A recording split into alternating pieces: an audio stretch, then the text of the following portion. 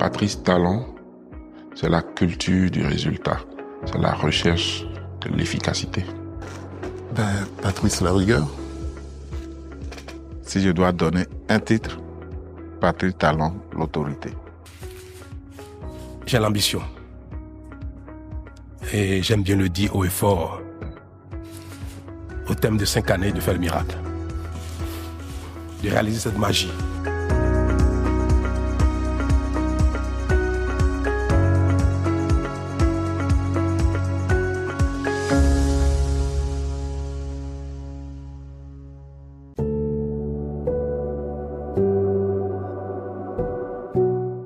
Depuis la conférence nationale de 1990, le Bénin s'est imposé comme une référence démocratique sur le continent. Alternance pacifique, liberté publique préservée, institutions consolidées. Mais toute démocratie mature affronte un jour la même interrogation. La liberté suffit-elle à garantir le progrès? L'État peut-il être à la fois pluraliste et performant? Peut-on exiger des résultats sans altérer l'équilibre fragile du débat démocratique? C'est dans cette tension que surgit Patrice Talon.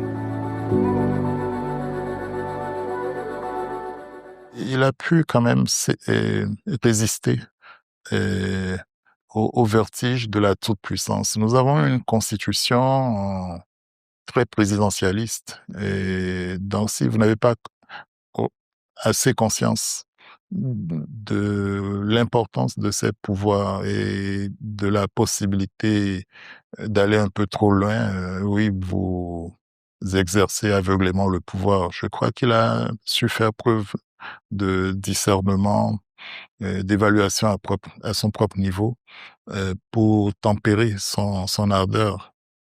En exerçant le pouvoir, il ne s'est pas contenté de faire comme on fait avant. Il a essayé d'analyser les faiblesses des régimes passés depuis 1990, le renouveau démocratique, les points forts pour en faire un modèle exclusif pour le peuple béninois allant vers un développement meilleur. Les choses ont été modernisées, ont été professionnalisées avant maintenant d'être exercées, d'être incarnées. Donc on peut dire que oui, le président Patrice Talon a non seulement redéfini le pouvoir et après il a exercé. Je ferai de la lutte contre la corruption un combat de tous les instants et de tous les jours. Et qui n'épuiseront pas les efforts inlassables de la justice et de la société civile destinés à mettre un terme à l'impunité. À cet égard, et pour en donner le gage nécessaire, je déclare, du haut de cette tribune, que non seulement je m'y suis préparé, mais j'affirme que je suis déjà prêt. Maintenant et tout de suite. Moins de proclamations, plus de décisions, la rupture s'installe dans le rythme. Celui qui est obsédé par le succès, il veut bien faire.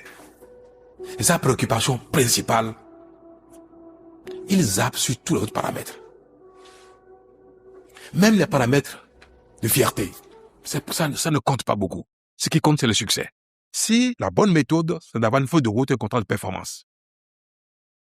C'est ce que vous recommandez. Une feuille de route bien claire, contrat de performance bien défini. Ce faisant, que ce soit Pierre, Paul ou Jacques, pas le problème. On avait un environnement qui semblait marcher, mais qui marchait un peu à vide parce que les résultats n'étaient pas palpables et la lisibilité des différentes conceptions, des différentes idéologies et l'efficacité réelle n'était pas toujours au rendez-vous. Ce qu'il portait et comme promesse, oui, il y en avait qui rencontraient les desiderata, les souhaits d'une frange de la société civile en termes de changement de comportement, en termes d'ambition pour notre pays. La méthode Talon repose sur une conviction simple. Un État ne se réforme pas dans l'improvisation. Il se planifie, il se structure, il s'ordonne. Nous allons commencer, les études sont en cours, elles vont être finalisées dans quelques mois. Comme malheureusement les études sont longues parfois, on va commencer le phasage des rues de Cotonou. Nous allons commencer la construction, la modernisation des marchés. Il y a 25 marchés à Cotonou actuellement, 20 secondaires. Nous allons moderniser les marchés. C'est l'occasion pour moi de vous dire, vous savez que la plupart des marchés sont occupés à moitié. Il n'y a que 3 marchés qui sont occupés à 100%. Nous allons reconstruire la plupart des marchés. Ce qui est long parfois, ce sont les études. Il faut avoir la patience que les études soient terminées. Nous avons construit Maria Aggleta, l'usine de Maria Aggleta. 44 milliards. On a perdu 44 milliards. Pourquoi? Parce que le concept, le process, l'équipement n'a pas été bien apprécié avec pertinence. Le siège du Parlement à Porte-Novo. Vous voyez les polémiques qu'il y a eu. Parfois, il faut avoir la patience de finir les études. Et c'est pour ça qu'il y a beaucoup d'actions qui sont encore en cours. Les ordures dans Cotonou, ça met du temps. L'eau à nos concitoyens, il faut du temps. J'ai dit une chose, avant la fin de mon mandat, oui. Et dans quelques mois, dans 1 an, dans 2 ans, nous aurons le plaisir de faire le bilan des choses. Symboliquement, on voit les marchés, les nouveaux marchés. Et voilà, est-ce que il fallait pas détruire, il ne fallait pas casser, et pour rendre beau, pour rendre plus fonctionnel. Et voilà, à l'arrivée, la jonction se fait progressivement. Et donc, sur certaines situations, la leçon à en tirer, la leçon est apprise par l'ensemble de la société béninoise, et que par moment, par endroit, il peut être nécessaire, utile, et d'y aller de la méthode forte. Le temps politique s'accélère, les procédures se resserrent, les objectifs deviennent mesurables. L'administration découvre une exigence nouvelle, la performance comme boussole, et gouverner devient produire. D'abord, sur le plan des ressources humaines, c'est une question fondamentale. Quel type de ressources humaines animait l'administration? Comment ils étaient recrutés? Comment on mettait l'accent sur la qualité, sur les spécialités? Je crois que beaucoup de choses ont été faites sur ce terrain-là. Et on n'hésite pas à faire recours aux gens venant du secteur privé quand ils peuvent apporter un plus aux purs fonctionnaires. On n'hésite même pas à aller chercher les ressources de qualité à l'extérieur quand c'est nécessaire pour faire bouger les choses. Il y a des Béninois dans les grandes entreprises, dans les plus grands pays, qui sont de niveau de compétences très élevé, qui ont un niveau de compétences très élevé, mais qui pourraient venir dans un contrat de prestation assumer des fonctions pour la gestion des déchets. Nous avons lancé un appel d'offres et nous souhaitons que le monde entier, les plus grandes entreprises du monde, soumissionnent. On aurait pu dire oui, non, mais bon, pourquoi ne pas constituer des consortiums, des coopératives, des Béninois qui savent, qui peuvent le faire, qui vont apprendre à le faire, parce que bon, c'est quand même quelque chose qui n'existe pas. Encore ici, les niveaux d'usine de traitement que nous voulons n'être même nulle part en Afrique de l'Ouest tout au moins, que nous pouvons ne pas chercher les compétences des entreprises internationales. Mais c'est que nous ne visons pas haut si nous faisons ces choses-là. On vise pas haut. Et il est possible que dans 10, 15, 20 ans, notre pays soit la référence en Afrique de l'Ouest. C'est possible. L'homme qu'il faut à la place qu'il faut. Et il ne voit pas la couleur, la provenance du technicien qu'il recherche. Peu importe. Il peut être du Bénin, il peut être de n'importe quelle nationalité. S'il estime que c'est celui-là qui peut lui donner le résultat qu'il recherche, il travaille avec lui. Vous allez constater que depuis qu'il est là, il y a des directeurs, il y a des gens que nous, on avait nommés quand nous étions aux affaires, dans les années 2015, au début de 2016, mais qui sont restés toujours au même poste. Tout simplement, ils lui donnent satisfaction. Il y a des histoires qu'on peut vous raconter. Votre fiche de paye, quand vous voulez avoir votre fiche de paye il y a quelques années, vous allez au ministère des Finances, vous allez dans un bureau, il y a des paniers qui traînent là. On vous dit, vous êtes de quel ministère? Regardez le panier qui est là-bas. Si vous avez fini, vous avez fait 2 heures, vous n'avez pas trouvé. On dit, on est encore ouvert demain, revenez demain, vous continuez à chercher. Aujourd'hui, les fiches de paye sont faites, sont envoyées dans nos adresses e-mail, on les reçoit. facilement. Donc, il y a des choses, il y a des simplifications, beaucoup de choses qui se sont améliorées. Moi, je suis un enfant de greffier en chef. Au tribunal de Cotonou, je regardais le nombre de personnes qui s'alliaient pour prendre certificat de nationalité, casier judiciaire, les papiers de leur entreprise, etc. Et aujourd'hui, on voit, même pour créer son entreprise aujourd'hui, on ne vient plus aux greffes, on ne va plus se promener, on va un peu aux impôts, on va aux greffes. On a un guichet unique, on a une seule structure vers laquelle on va et on peut créer son entreprise en une seule journée. Donc moi, je vois que c'est la refondation ou c'est la consolidation, c'est même la professionnalisation.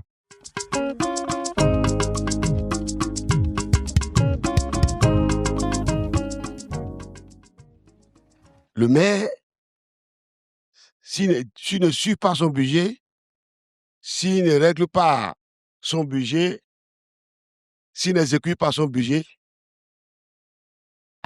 il ne serait pas tellement un homme politique. Je le dis parce que nous sommes sur le terrain.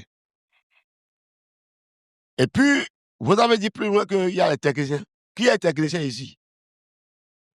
Qui est technicien? Il n'y a pas de technicien. Si vous prenez technicien aujourd'hui, vous dites qu'il est SE technicien. Il fait quelques années, 2 ans, 3 ans avec vous sur le terrain, dans la commune, immédiatement il devient homme politique. Il faut nous remettre notre budget.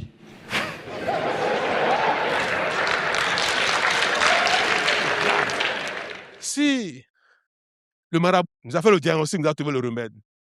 Si le Bokono a fait le phare, nous a trouvé ça. Ce que nous sommes nous-mêmes. Rien d'autre que la gouvernance.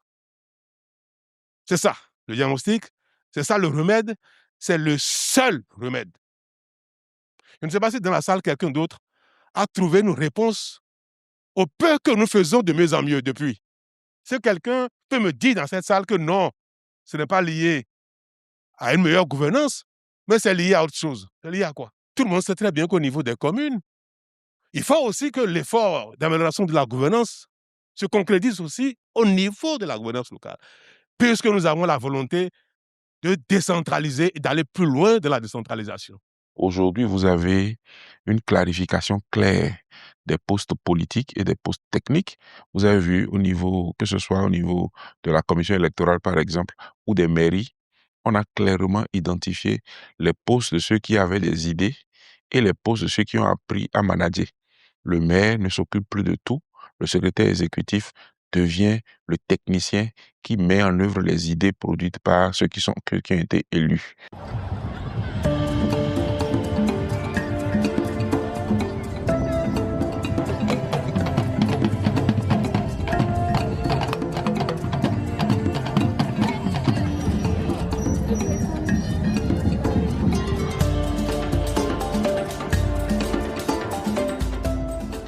Depuis fort longtemps, très longtemps, le constat était que notre pays stagne, pour ne pas dire recule. Il était difficile de citer un secteur dans lequel on observe des avancées. Notre population a grossi. Les investissements n'ont pas été faits. Et ce qui paraissait un acquis pour une population plus petite 10 ans auparavant paraissait désormais inaccessible pour une population qui a grossi. Si on continue comme ça, dans 20 ans, nos enfants vont se révolter contre nous. La tournée de reddition de fin du premier mandat a donné l'occasion à diverses couches de notre population dans diverses localités, voilà, de glaner des moments assez marquants. C'est la rencontre d'un homme d'État avec son peuple, ses concitoyens, et je crois aussi que le chef de l'État a dû repartir de tout ça avec des émotions, des souvenirs assez marquants pour lui-même. Le vrai bilan de notre action depuis 4 ans, c'est notre capacité désormais à faire face à nos destins, à nos besoins et de manière durable. Désormais forts, capables, confiants en nous-mêmes, sérieux, rigoureux, ces choses-là, nous serons capables de les faire 10 fois, 20 fois, 30 fois, 50 fois, 100 fois.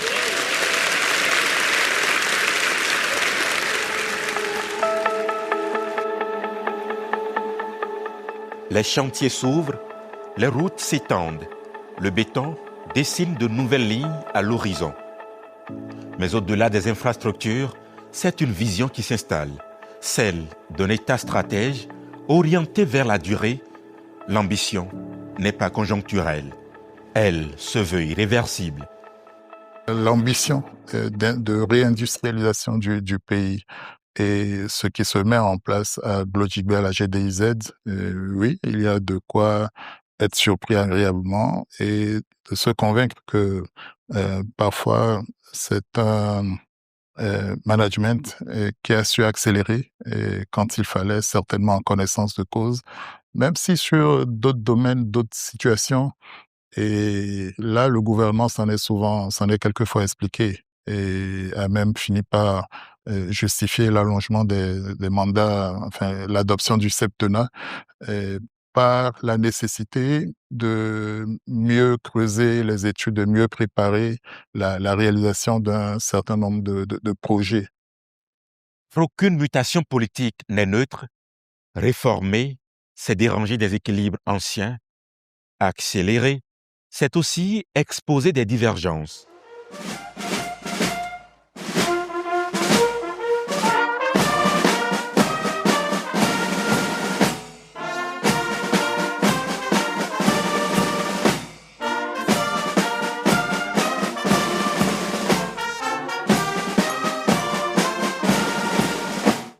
Ma conviction, largement partagée par la plupart de nos concitoyens, et qui se résume comme suit.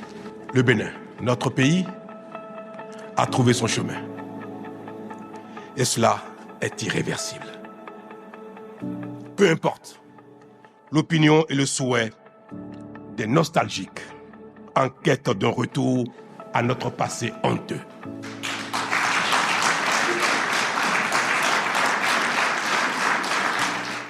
Fini l'usurpation du pouvoir politique par des vendeurs d'illusions incompétents et mal intentionnés.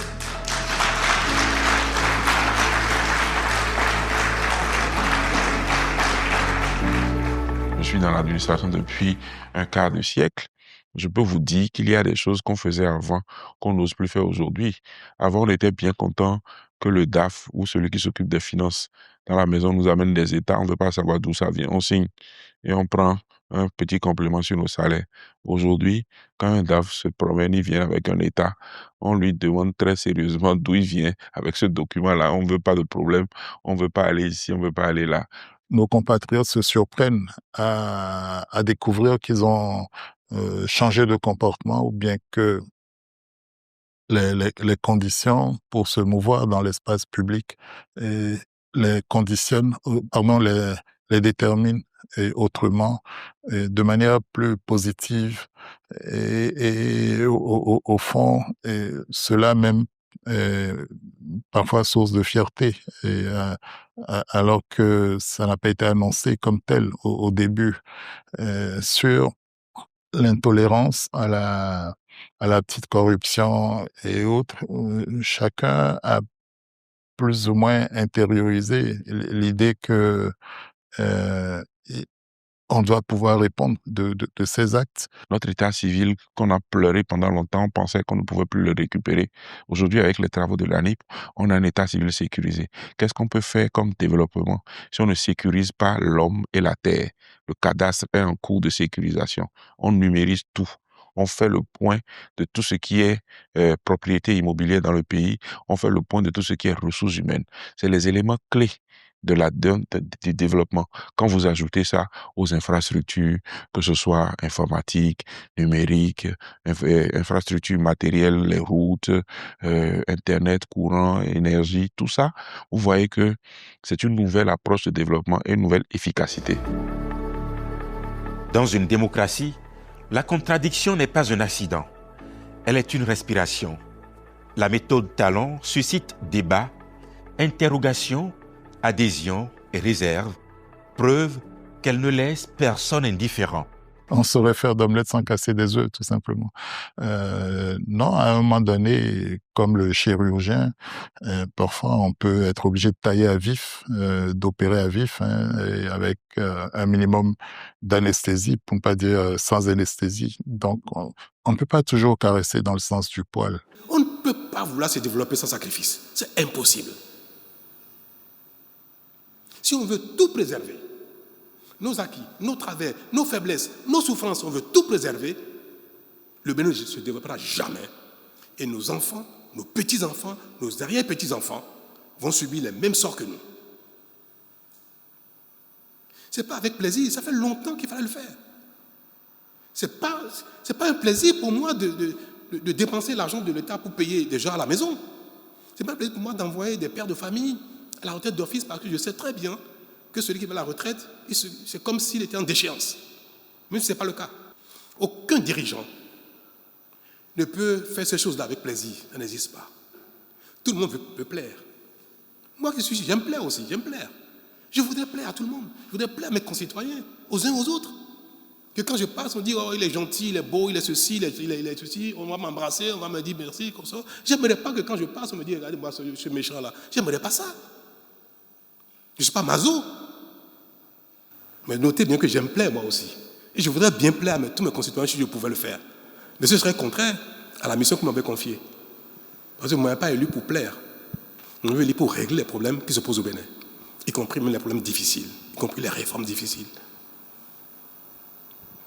C'est ce plaire-là que je voudrais pouvoir observer vers la fin. Ce fut dur pour lui. Mais il a essayé. Ce fut compliqué pour lui. Mais il a essayé. On lui a craché dessus, on l'a insulté, on l'a jeté la pierre, mais à la fin, on va dire quand même chapeau. Donc, je fais un sale boulot. C'est le sale job, je le fais. Mais je sais que l'histoire reconnaîtra que je l'ai fait pour l'intérêt commun. Ce qui est bien, c'est que ça a donné des résultats véritablement tangibles, mesurables. La modernisation du service public, c'est un gain considérable. La modernisation du réseau routier, la simplification des différentes procédures, c'est ce qui fait que sur le plan international, on est véritablement bien coté. Le Bénin, en vérité, est une grande nation.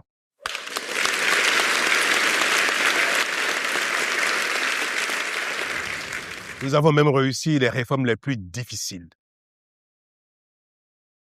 qui nous ont mis à l'épreuve, qui nous ont coûté des sacrifices énormes. Et nous avons tenu. Et aujourd'hui, le constat est que, jour après jour, les uns et les autres voient la pertinence de ces réformes-là.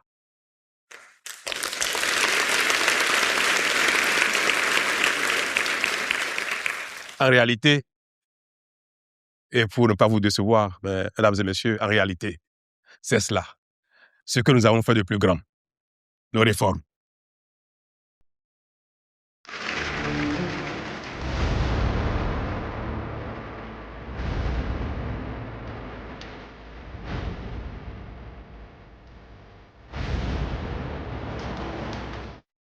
Malgré nos divergences, il ne faut pas que nous soyons ennemis au point de compromettre l'intérêt général. Moi, j'en ai donné le signal. J'ai travaillé avec des FCBE au lendemain de mon arrivée à la fonction. Jusqu'à aujourd'hui, je continue de le faire.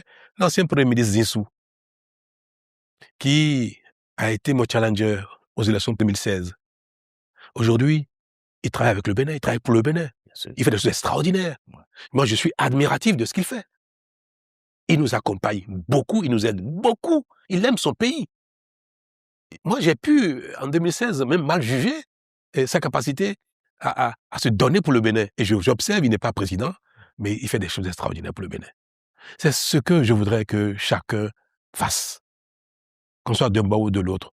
Quand c'est le pays, il veut servir le Bénin. il n'y a pas de pari sur l'avenir sans prise de conscience. Le changement de comportement, voire de mentalité, ne peut s'opérer que par l'exemplarité, par une pédagogie adéquate et qui amène le citoyen à se convaincre qu'il est partie prenante de ce qui est fait, et parfois contre ses intérêts immédiats.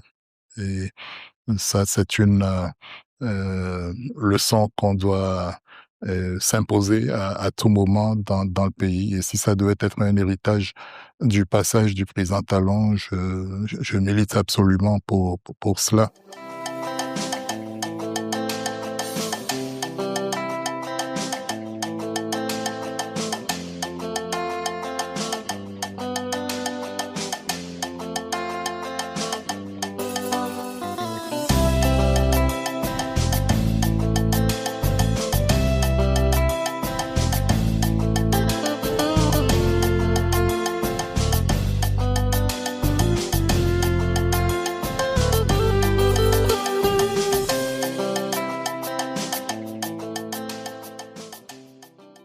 Il n'est pas bon que les mêmes personnes soient au pouvoir tout le temps. Ça, c'est pas bon.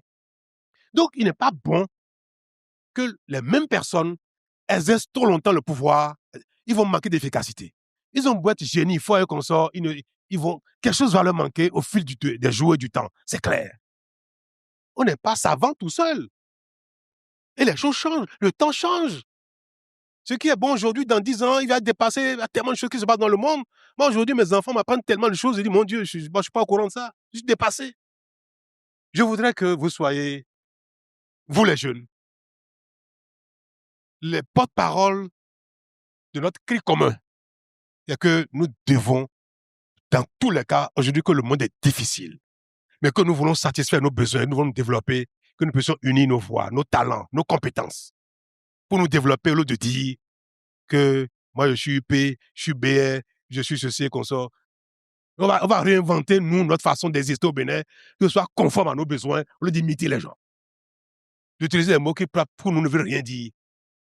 On peut être au Parlement, être 109 députés, être tous du même parti, ou de 2 partis ou 3 partis, mais parler de manière technique, intellectuelle, pertinente, sans que ce ne soit la critique stérile, la critique politique, politicienne.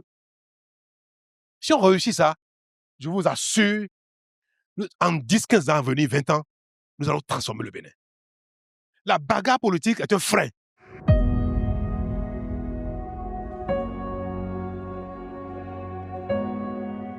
« 10 années suffisent-elles à infléchir durablement une trajectoire nationale?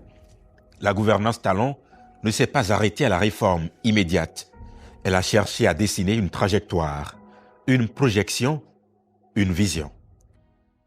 Et nous avons eu raison d'épouser la rigueur et le sérieux au travail, puisque les avancées sont visibles, tangibles et vécues.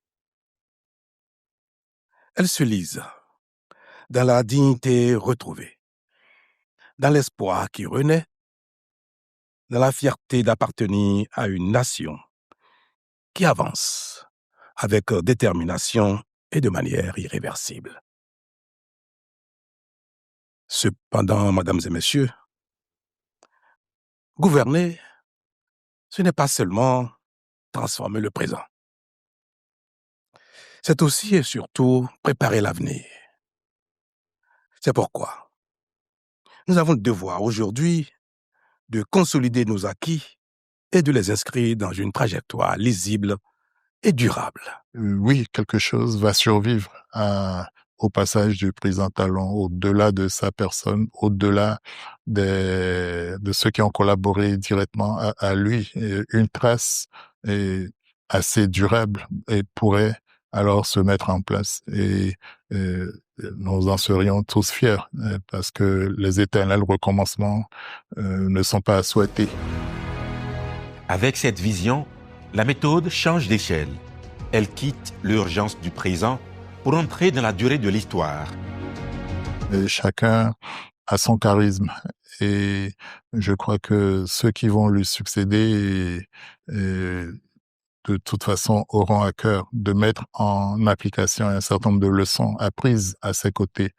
Mais j'ose croire qu'ils apporteront aussi leur part de personnalité et au fond d'enrichissement par leur passage de ce qu'ils ont de mieux à offrir à notre pays. Il est souhaitable que cette dynamique se poursuive et que les successeurs n'oublient pas ce qu'il a fallu faire pour atteindre ces résultats-là, qu'ils n'interrompent pas cette dynamique qui a permis au pays de produire des résultats sur tous les plans et que nous sachions désormais qu'il y a de mauvaises habitudes que nous devons laisser si nous voulons que notre pays avance, que cette dynamique ne s'arrête pas.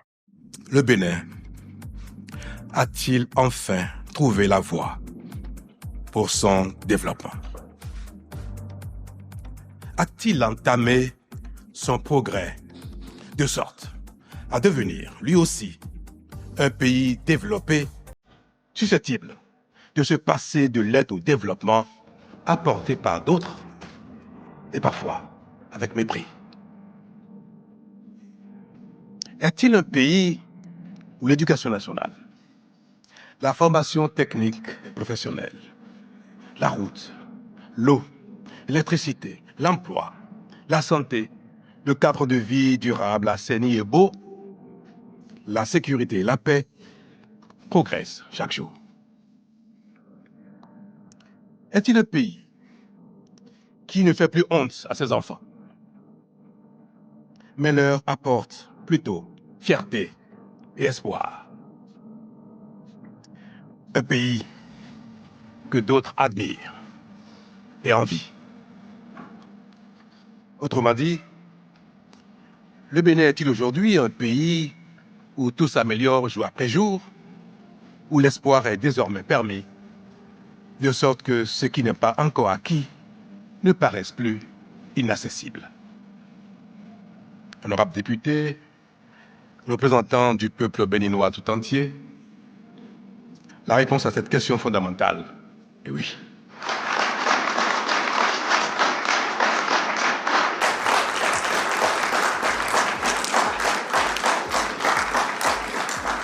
Il est difficile de se quitter quand on s'aime. Mais la grandeur de l'âme, le devoir, l'amour requiert qu'il faut savoir se quitter, savoir se dire au revoir pour laisser la place à d'autres.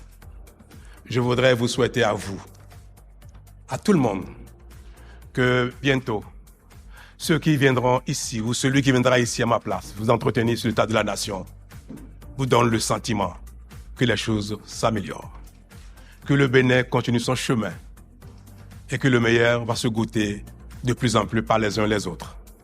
Je voudrais que dans les rues de Cotonou, chez moi, ou dans un café, ou dans un bar, ou chez des amis, en regardant le prochain faire son discours de l'état de la nation, je voudrais constater que dans tel ou tel domaine, les choses ont avancé, sont allées encore beaucoup plus loin que ce que nous avons fait ensemble. Je voudrais que l'âme du Bénin y veille. J'ai confiance. Et je vous invite à avoir autant confiance en notre destin commun, en notre capacité de développement, d'abnégation, d'effort. Et je prie le ciel de nous exaucer. Merci.